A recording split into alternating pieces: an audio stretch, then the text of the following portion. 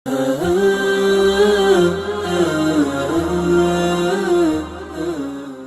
اللہ الرحمن الرحیم والصلاة والسلام علی رسولہ الکریم وعلی آلہ وصحبہ اجمعین، اما بعد۔ میرے محترم بھائیوں، بہنوں، بچوں، بچیوں، عزیزوں، جاننے والے، نہ جاننے والے، السلام علیکم ورحمۃ اللہ وبرکاتہ۔ کچھ دنوں سے میں قرآن سے اللہ کی پسندیدہ ہستیاں کون ہیں، کہ اللہ کس کو پسند کرتا ہے، ولی دوست کو کہتے ہیں۔ تو اللہ کا دوست کون ہے؟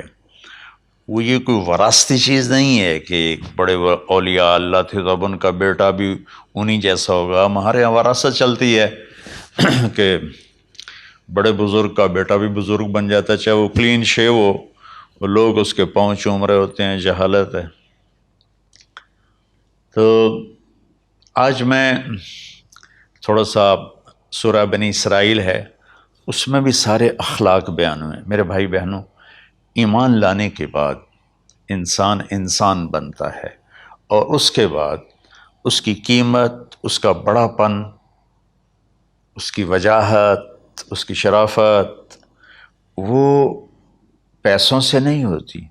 پیسوں سے انسان مالدار تو ہو جاتا ہے، بڑا نہیں بنتا، بڑا نہیں بنتا۔ ہمارا علم غلط ہو گیا۔ بڑا بڑا بندہ جے بولدیاں 3 ملن، یہ 200 مربع، یہ نوابہ فلانا ہے، نوابہ فلانا ہے۔ میرے بھائیو، یہ بالکل غلط علم ہے۔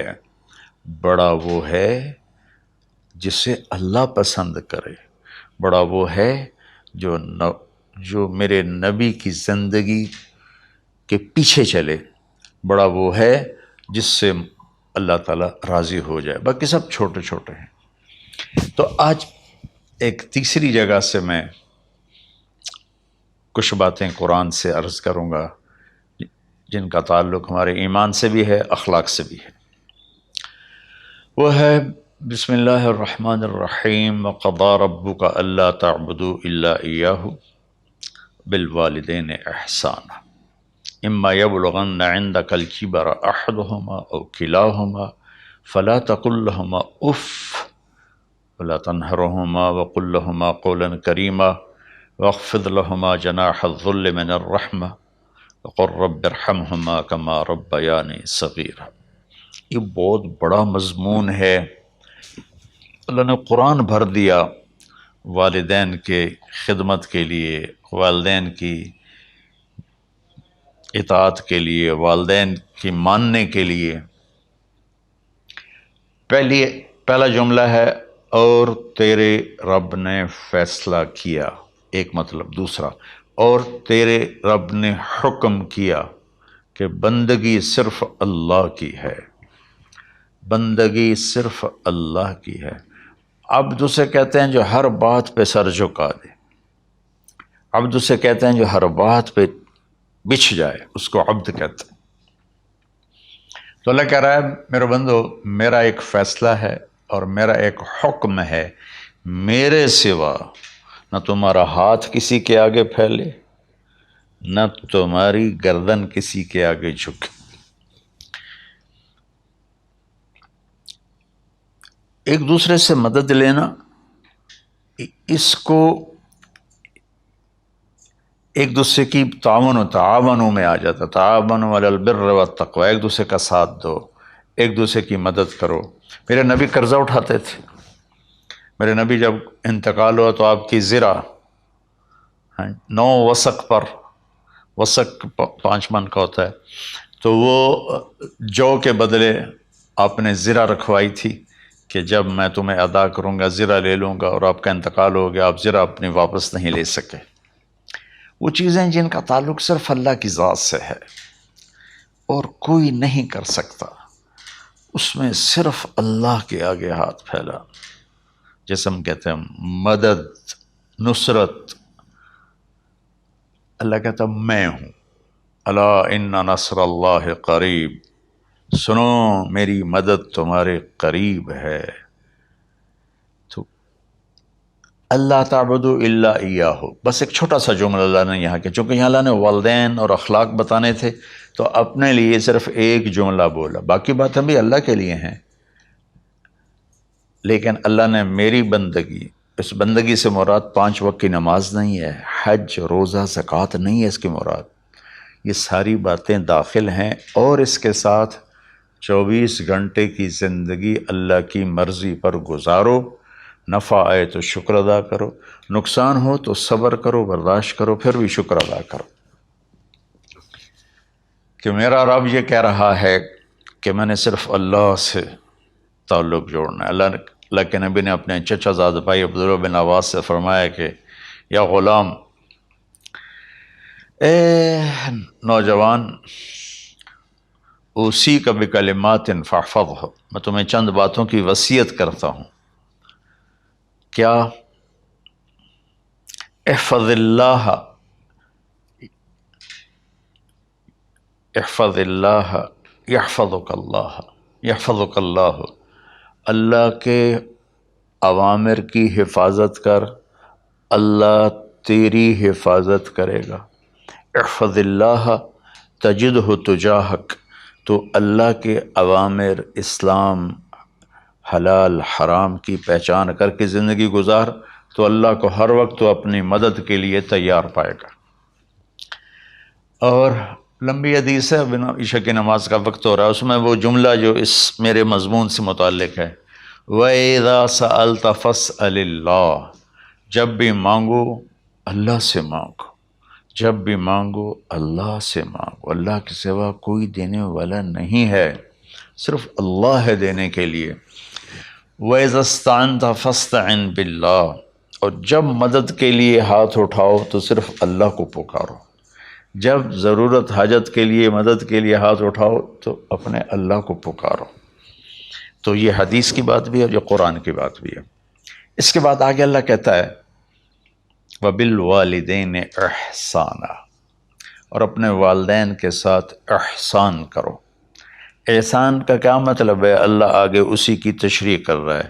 ویسے احسان کا مطلب عربی میں ہوتا ہے، یہ جو ہمارا اردو کا احسان ہے، میں تیرے تو احسان کیتا ہے تو ہوں میں نالے کی کر رہے ہیں، یہ بھی مطلب ہے، لیکن احسان کا اصل مطلب ہوتا ہے، احسان حسن سے ہے، حسن، حسن سے الف، 2 الف ملے اور احسان بن گیا۔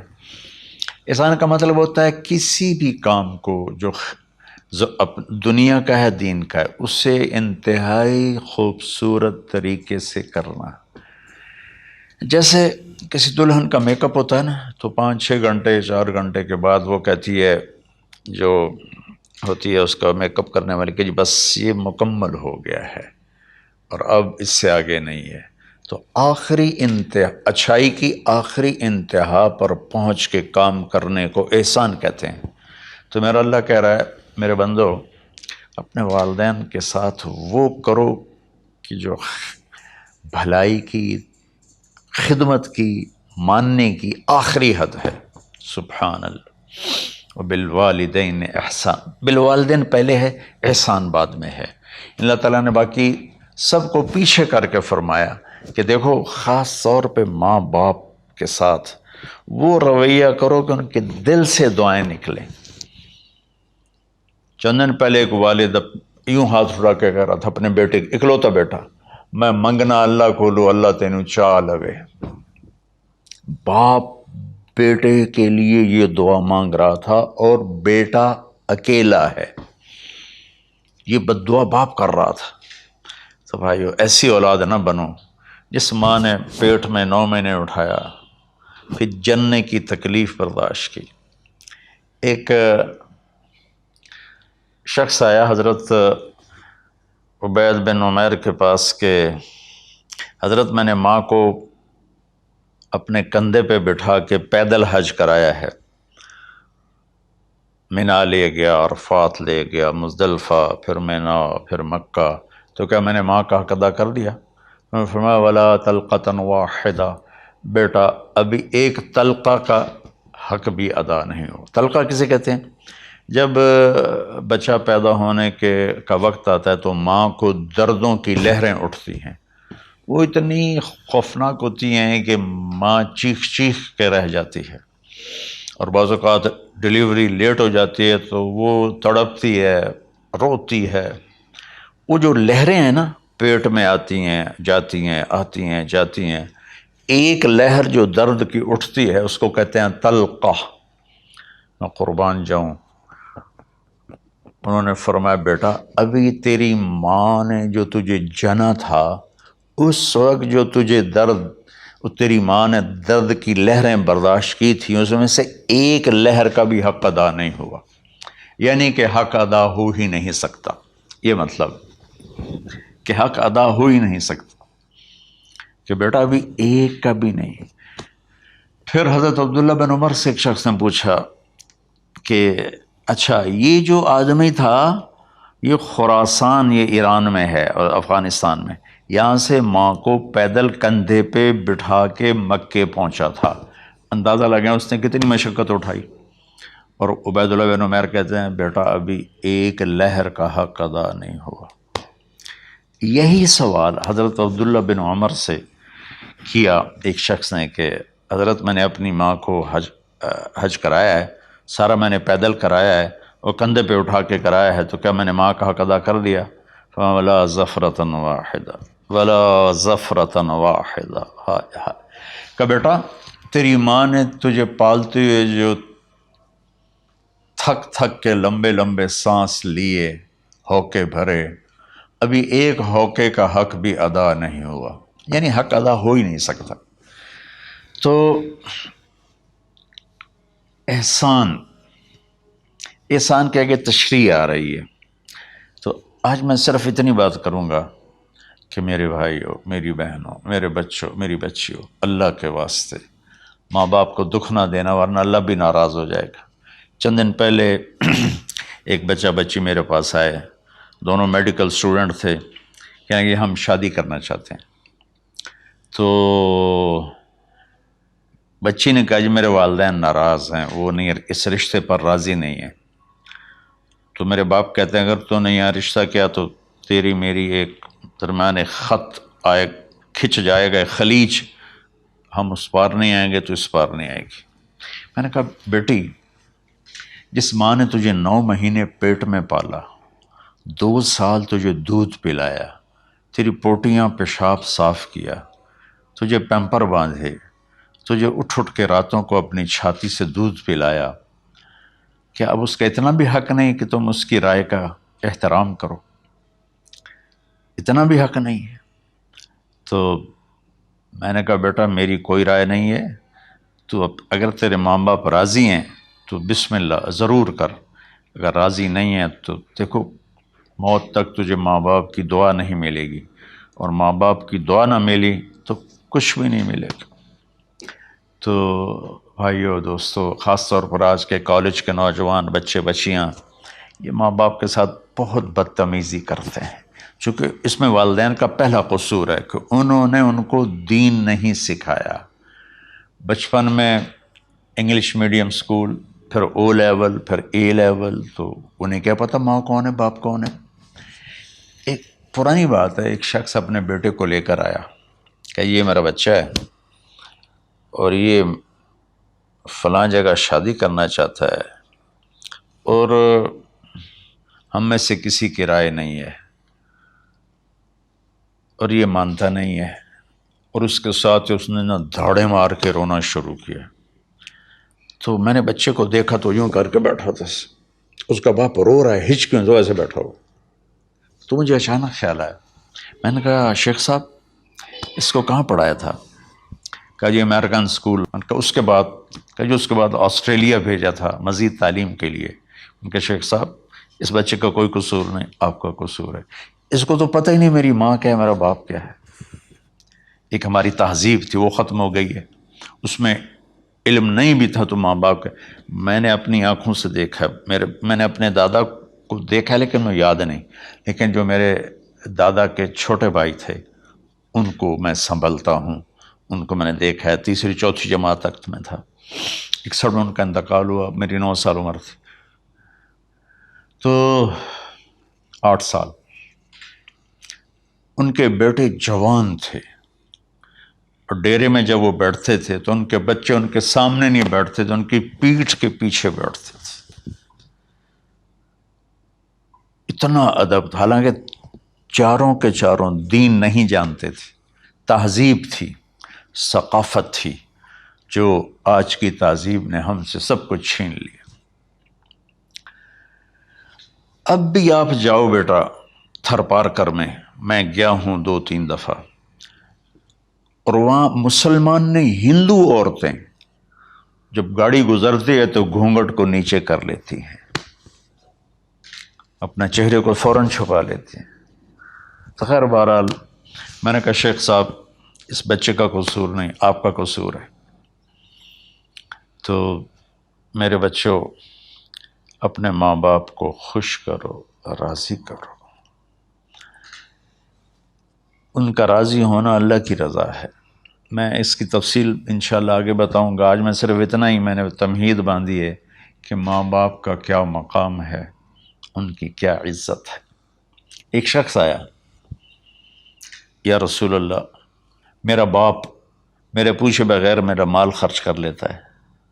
آپ نے کہا بلاؤ. چونکہ بچے کا ذاتی مال اگر ہو تو شرع کے لحاظ سے باپ پوچھ کے استعمال کرے، بغیر پوچھے استعمال نہ کرے. جب اسے پتہ چلا کہ میرے بیٹے نے شکایت کی ہے تو عرب کی شاعری تو مشہور تھی، انہیں دل دل میں کچھ اشعار پڑھے. جو آیا تو جبریل پہلے آ گئے، یا رسول اللہ اللہ تعالیٰ کہہ رہے ہیں آپ اس سے پوچھیں وہ شعر بتاؤ جو تیرے کانوں نے تو نہیں سنے، تیرے دل میں آئے تھے اور اللہ نے سن لیے. تو اللہ کے نبی نے فرمایا بھائی تیرا انشاءاللہ کیس سنتے ہیں، لیکن پہلے وہ شعر سناؤ جو تم نے تو نہیں کہے زبان سے پر اللہ نے سن لیے ہیں. تو پھر اس نے وہ اشعار پڑھے، اور اس کے آگے کیا ہوا یہ میں انشاءاللہ اگلے کلپ میں بتاؤں گا کہ باپ کا کیا مقام ہے، ماں کا کیا مقام ہے. السلام علیکم ورحمۃ اللہ.